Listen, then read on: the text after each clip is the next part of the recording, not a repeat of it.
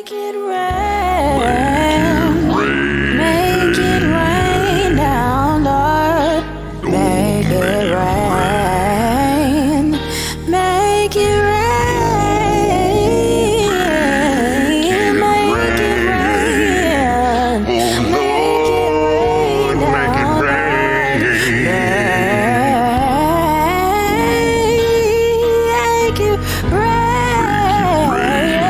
Make it rain.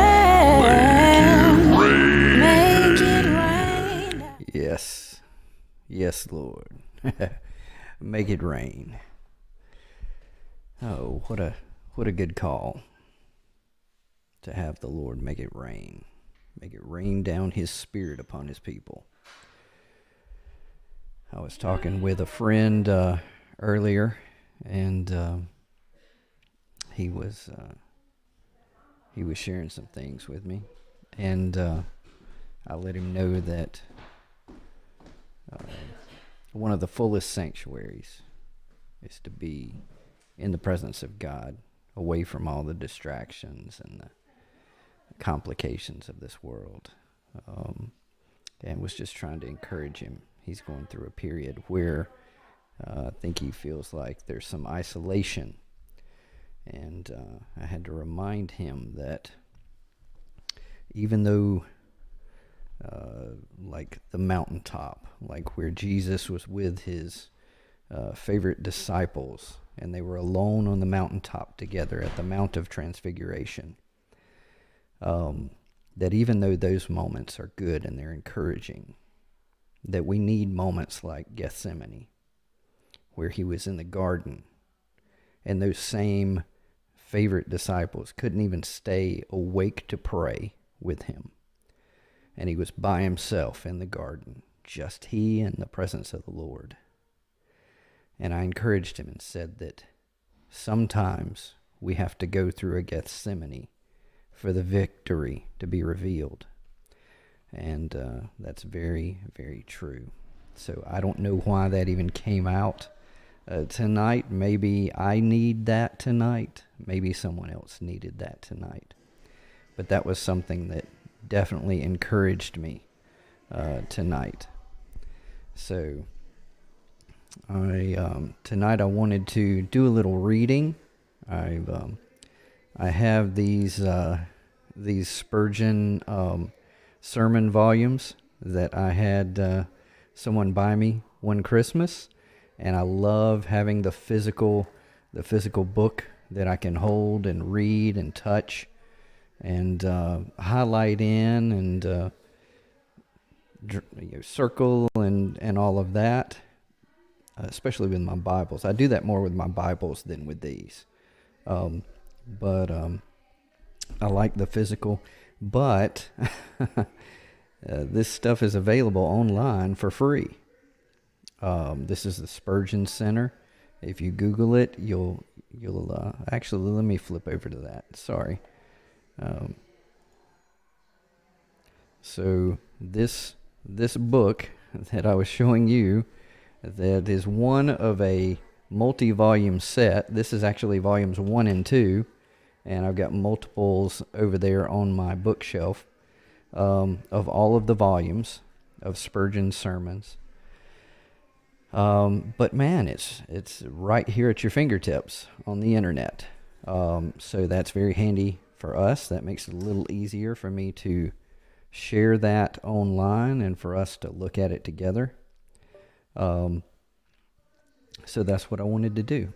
I just wanted to, I want to read this. This is the first sermon that is in that volume 1.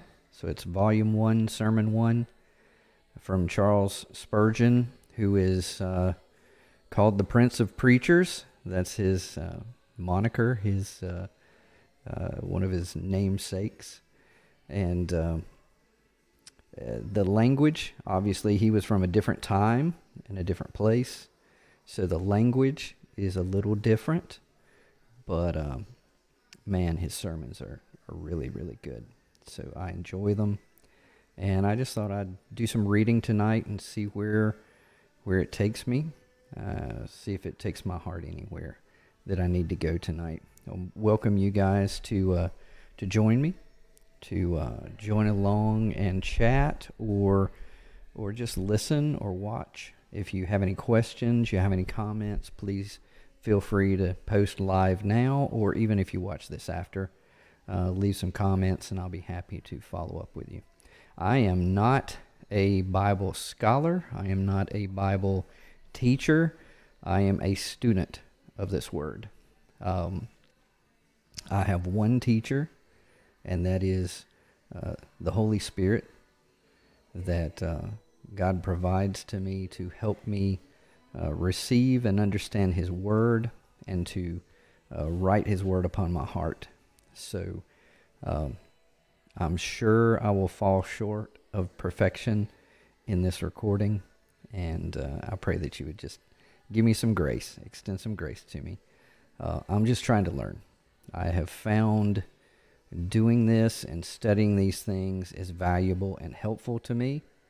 Also, if you're not a Christian or a believer, you're still welcome here. I find that even for people that do not believe, the things that I'm studying and talking about are helpful. The precepts, the concepts are very helpful in just day-to-day life. So you're welcome here, whether you believe, whether you don't, whether you think it's silly that I would study something written thousands of years ago, etc. I understand. I understand your concerns. But like I said, you're welcome here. So I'm going to get started. Might be boring, but this is just how I'm spending my Friday night. Sovereignty and salvation. Look unto me, and be ye saved, all the ends of the earth. For I am God, and there is none else. Isaiah 45:22. 6 years ago today, as near as possible at this very hour of the day, I was in the gall of bitterness and in the bonds of iniquity, but had yet, by divine grace, been led to feel the bitterness of that bondage, and to cry out by reason of the soreness of its slavery. Seeking rest and finding none, I stepped within the house of God, and sat there, afraid to look upward, lest I should be utterly cut off, and lest His fierce wrath should consume me.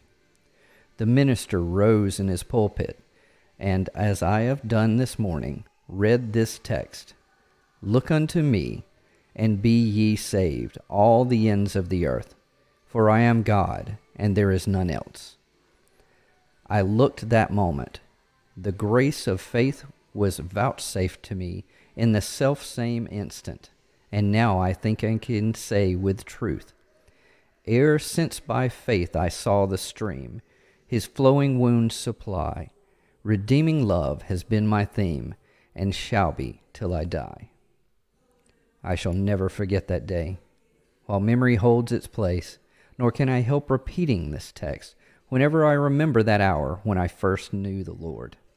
How strangely gracious, how wonderfully and marvelously kind, that He who heard these words so little time ago for His own soul's profit should now address you this morning as His hearers from this same text, in the full and confident hope that some poor sinner within these walls may hear the glad tidings of salvation for himself also, and may today, on this 6th of January, be turned from darkness to light, and from power of Satan unto God.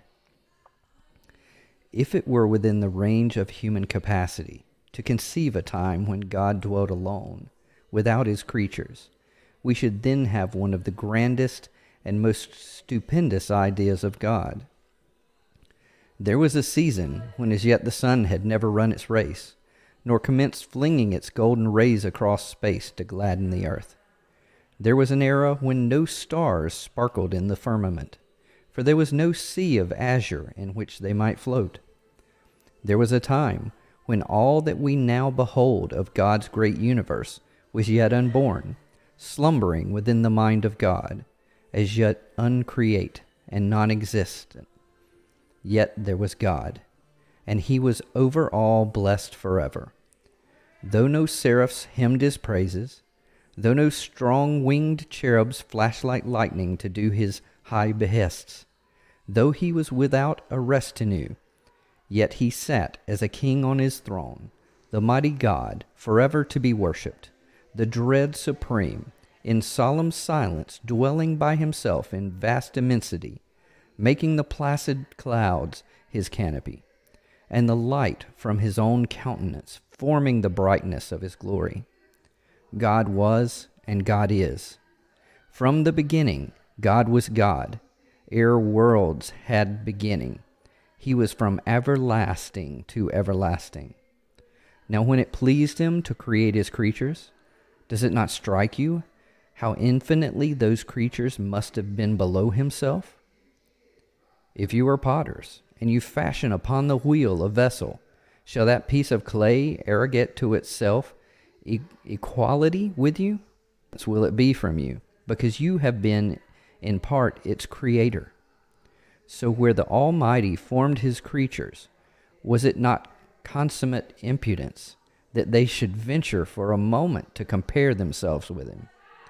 Yet that arch traitor, the leader of rebels, Satan, sought to climb to the high throne of God, soon to find his aim too high, and hell itself not low enough wherein to escape divine vengeance. He knows that God is God alone.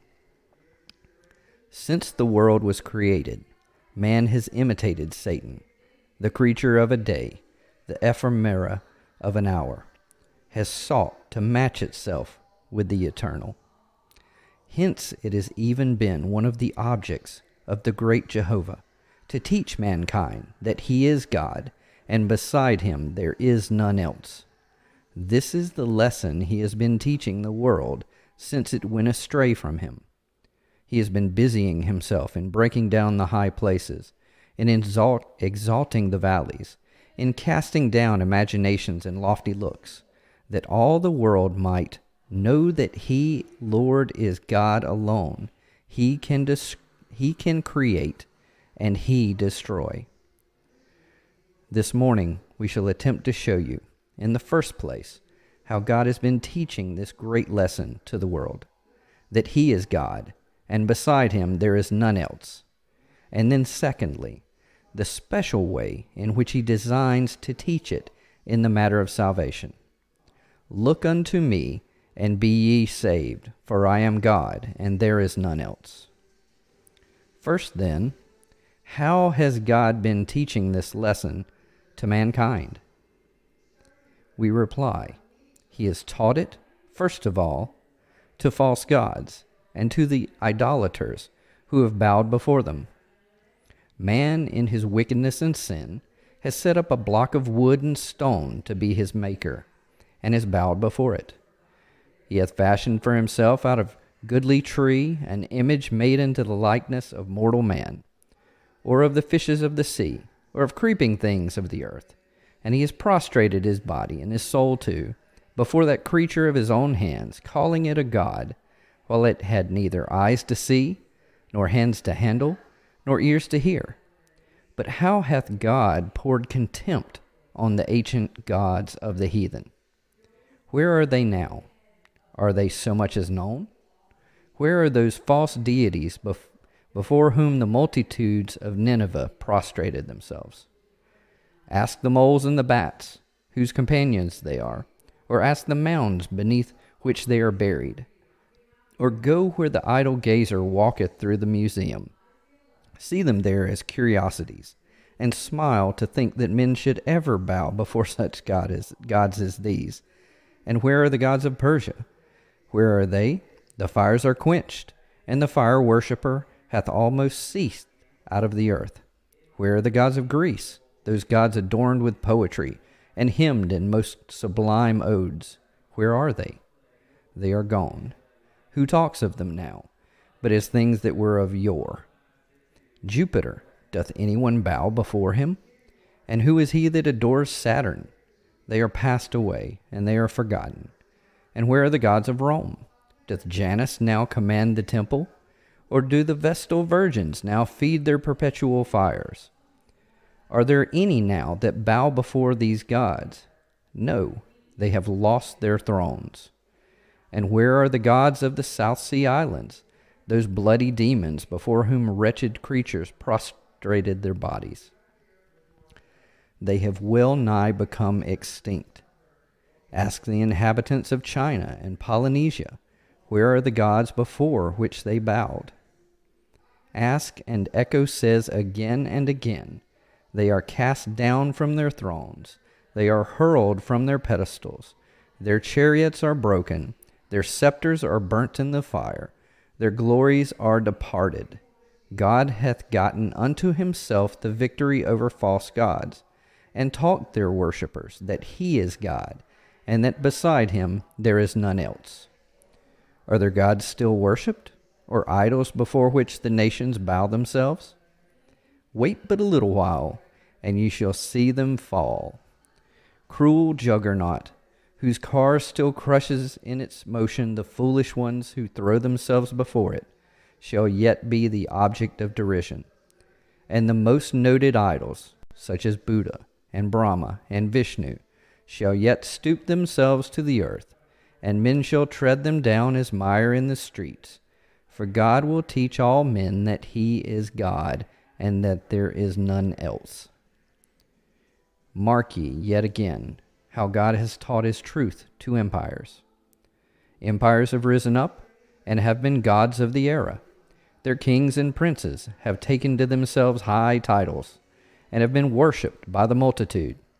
But ask the empires whether there is any beside God. Do you not think you hear the boasting soliloquy of Babylon? I sit as a queen, and I am no widow. I shall see no sorrow. I am God, and there is none beside me.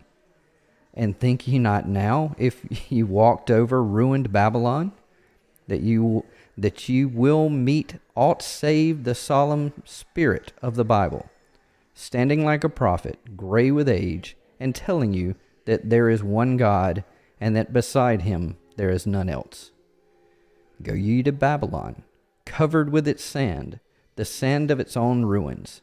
Stand ye on the mounds of Nineveh, and let the voice come up. There is one God, and empires sink before him. There is only one potentate, and the princes and kings of the earth, with their dynasties and thrones, are shaken by the trampling of his foot. Go, seat yourselves in the temples of Greece. Mark ye there what proud words Alexander once did speak, but now where is he? And where his empire too? Sit on the ruined arches of the bridge of Carthage, or walk ye through the desolated theaters of Rome, and you will hear a voice in the wild wind amidst those ruins. I am God, and there is none else. O city, thou didst call thyself eternal, I have made thee melt away like dew. Thou saidst, I sit on 7 hills, and I shall last forever. I have made thee crumble, and thou art now a miserable and contemptible place, compared with what thou wast. Thou wast once stone, thou madest thyself. I have made thee stone again, and brought thee low. Oh, how has God taught monarchies and empires that have set themselves up like new kingdoms of heaven, that he is God, and that there is none else. Again, how has he taught his great truth to monarchs? There are some who have been most proud that have had to learn it in a way more hard than others. Take, for instance, Nebuchadnezzar. His crown is on his head, his purple robe is over his shoulders. He walks through proud Babylon and says, Is not this great Babylon which I have builded? Do you see that creature in the field there? It is a man. A man, say you? Its hair is grown like eagle's feathers, and its nails like bird's claws. It walked on all fours, and eateth grass like an ox. It is driven out from men. That is the monarch who said, Is not this great Babylon that I have builded? And he is now restored to Babylon's palace, that he may bless the Most High, who is able to abase those that walk in pride. Remember another monarch, Look at Herod. He sits in the midst of his people, and he speaks. Hear ye the impious shout? It is the voice of God, they cry, and not the voice of man. The proud monarch gives not God the glory. He affects the God, and seems to shake the spheres, imagining himself divine. There is a worm that creepeth into his body, and yet another, and another, and ere that sun has set, he is eaten up of worms. Ah, monarch, thou thoughtest of being a god, and worms have eaten thee. Thou hast thought of being more than man, and what art thou? Less than man, for worms consume thee, and thou art the prey of corruption. Thus God humbleth the proud, thus he abaseth the mighty. We might give you instances from modern history, but the death of a king is all sufficient to teach this one lesson, if men would but learn it. When kings die, and in funeral pomp are carried to the grave, we are taught the lesson, I am God, and beside me there is none else. When we hear of revolutions and the shaking of empires, when we see old dynasties tremble, and gray-haired monarchs driven from their thrones, then it is Jehovah seems to put his foot upon land and sea, and with his hand uplifted cries, Hear ye, inhabitants of the earth, ye are but as grasshoppers. I am God, and beside me there is none else. Again, our God has had much to do to teach this lesson to the wise men of this world. For his rank, pomp, and power have set themselves up in the place of God, so has wisdom. And one of the greatest enemies of deity has always been the wisdom of man. The wisdom of man will not see God. Professing themselves to be wise, wise men have become fools.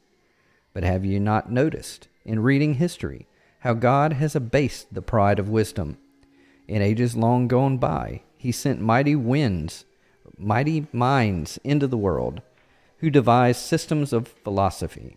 These systems, they said, will last forever. Their pupils thought them infallible, and therefore wrote their sayings on enduring parchment, saying, This book will last forever. Succeeding generations of men will read it, and to the last man that book shall be handed down as the epitome of wisdom. Ah, but, said God, that book of yours shall be seen to be folly, ere another 100 years have rolled away. And so the mightiest thoughts of Socrates and the wisdom of Solon are utterly forgotten now. And could we hear them speak, the veriest child in our schools would laugh to think that he understandeth more of philosophy than they. But when man has found the vanity of one system, his eyes have sparkled at another. If Aristotle will not suffice, here is Bacon. Now I shall know everything. And he sets to work and says that this new philosophy is to last forever. He lays his stones with fair colors, and he thinks that every truth he piles up is a precious, imperishable truth. But alas, another century comes, and it is found to be wood, hay, and stubble. A new sect of philosophers rise up, who refute their predecessors. So too we have wise men in this day, wise secularists, and so on, who fancy they have obtained the truth. But within another 50 years, and mark that word, this hair shall not be silvered over with gray until the last of that race shall have perished, and that man shall be thought a fool that was ever connected with such a race. Systems of infidelity pass away like a dewdrop before the sun, for God says, I am God, and beside me there is none else. This Bible is the stone